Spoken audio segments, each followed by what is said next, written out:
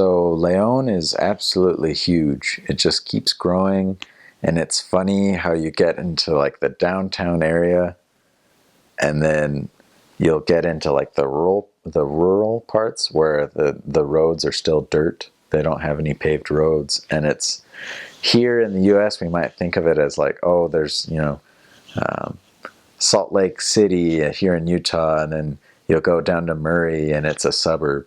Well, over there, it's just the same city, and it's divided into neighborhoods or colonies. And so each street sign will say, like, it'll have the street name on it, and then it'll say City of Leon, and then the colony name. So when we would, talk to someone in the street, we would always ask them, "Oh, what colony do you live in?"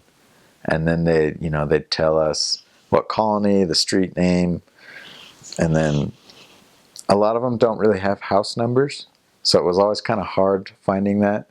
A lot of them do, but sometimes we had to go by, what did the house look like, what color it was, if it had a car in front, stuff like that. That was pretty much a regular thing every day. We'd do a lot of walking through several colonies, just because sometimes it's just easier to get around on foot than on bus. Bus, you can get there faster, but it's just like they go their specific ways, right? They don't just go until, something like a taxi, and taxis can kind of get a little expensive. So walking on foot, you get to notice a lot of streets, you get to notice a lot of people and their jobs, just people sitting out, and you also get to experience a lot of different foods, lots of people selling food in the streets, fruit, tacos, stuff like that. And, as far as the weather goes, it has its regular seasons. It's not really like Seattle where it's cloudy all year long or it rains. Summer months it gets really hot. Winter, there's just not any snow because you're not that high up in the elevation. But it did rain a lot. The winter that I spent in Leon around Christmas time, it just rained and rained and rained, and it was really cold. So if anyone is going to this mission, I would suggest bringing a jacket, because I was told that Mexico is very hot and you don't need a jacket, you don't need a blanket or long sleeve shirts. But my first winter there, I was very wrong, and so I had to break down. I bought a jacket and used a lot of blankets, and I wish I would have had more long sleeve shirts. It's very similar to Utah weather, or just there's no snow, but it can get pretty cold in the mornings. So as far as like shopping goes, there are plenty of supermarkets, there are plenty of little corner stores. Here we might call them convenience stores. In Mexico, anyone will do anything to get business, to have a job. So a lot of people will just open up stores from their home, and they'll sell, canned goods and dairy products, lots of like cereal or grains, stuff like that, and they'll just sell it right out of their house. So you could, one thing we would always do is, if we were hungry, we wouldn't really pack snacks, because there were really like stores on every corner, and it's always really cheap. You just grab something from there, and if you want to do your grocery shopping on a P day or something like that, you can walk over to an actual grocery store or take a bus, and there it's exactly like a U.S. grocery store. You have your like fruits and vegetables section and frozen foods, and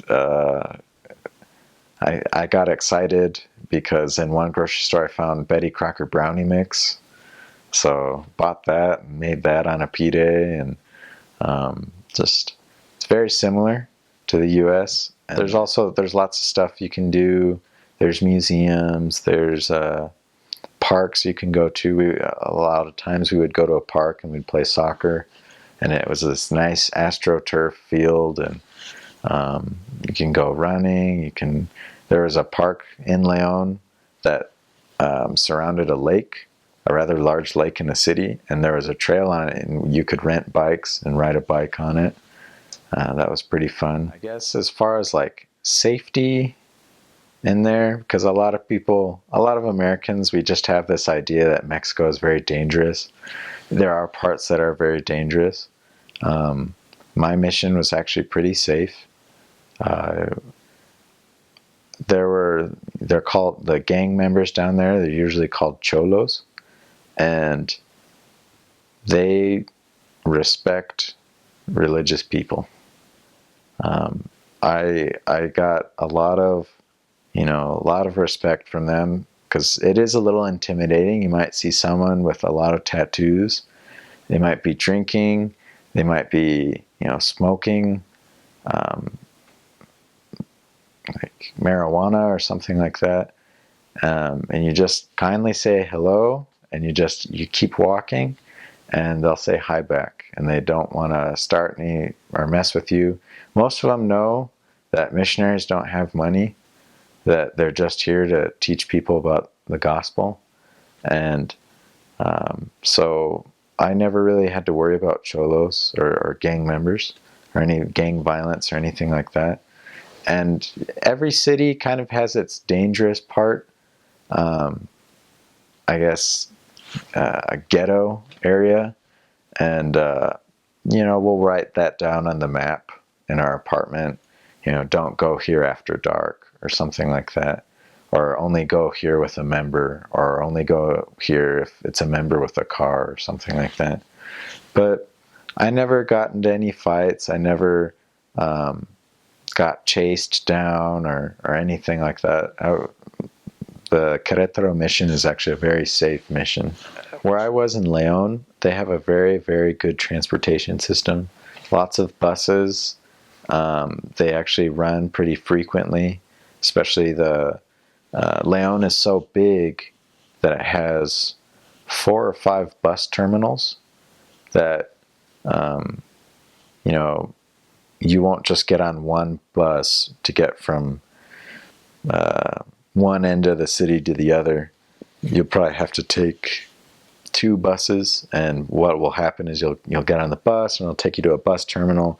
You get off, and you get on another bus, kind of like a subway station. And the drivers are pretty friendly.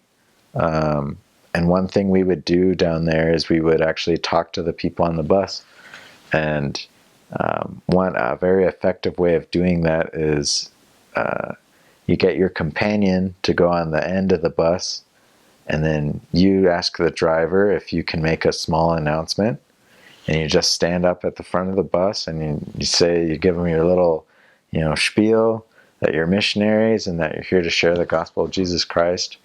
And you just kindly ask everybody on the bus if they'd like to know more. Some people just don't want to be bothered, and they might not look at you, or they might just like say, oh, no, I'm Catholic, or I'm a Jehovah's Witness. I don't want to know anymore.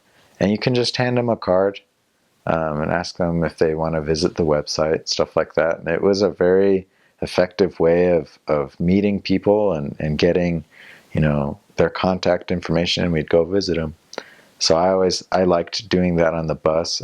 At first, it's a little intimidating, but once you start doing it a bunch of times, it becomes kind of fun. You get on there, you get excited, and you're just like, "Hi, I'm a missionary." And so I would say, because if you don't do that and you get on the bus, sometimes you can waste a lot of time, because it might be like a 20-minute bus ride.